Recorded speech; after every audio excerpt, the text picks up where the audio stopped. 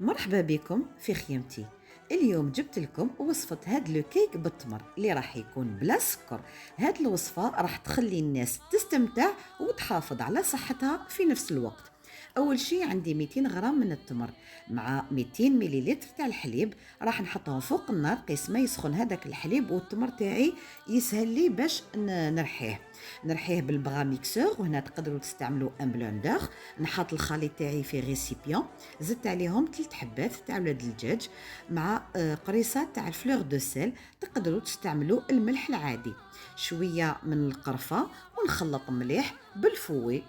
قلت لكم تقدروا تستعملوا ان بلندر. ونزيد عليهم 100 مليلتر تاع الزيت غير بشويه، سادير نزيد ونخلط او ميم طون.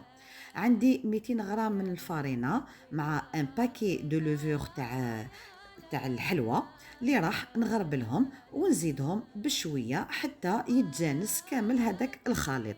زدت شويه من الزبيب، تقدروا ما تزيدوش، انا غربلته برك في شويه تاع الفارينه باش ما يطيحليش لتحت في المول. ونفرغ الخليط تاعي فوق مول يكون مدهون، دهنته بشويه تاع الزبده درت عليه شويه تاع الفارينه باش ما يلصقش. في الاخير زدت له شويه من الكاوكاو ايفيلي، تقدروا ما تستعملوش، ولا اللي عنده لوز ايفيلي يكون احسن.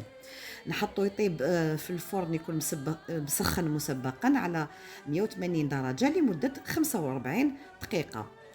هنا بعد ما طاب لي زدت له شويه من لا جولي الناباج pour donner un peu de brillance. وهاي ليك النتيجه، كيك ولا اروع. ما تنسوش تخليوا كومونتير يفرحني ويشجعني، وابونيو.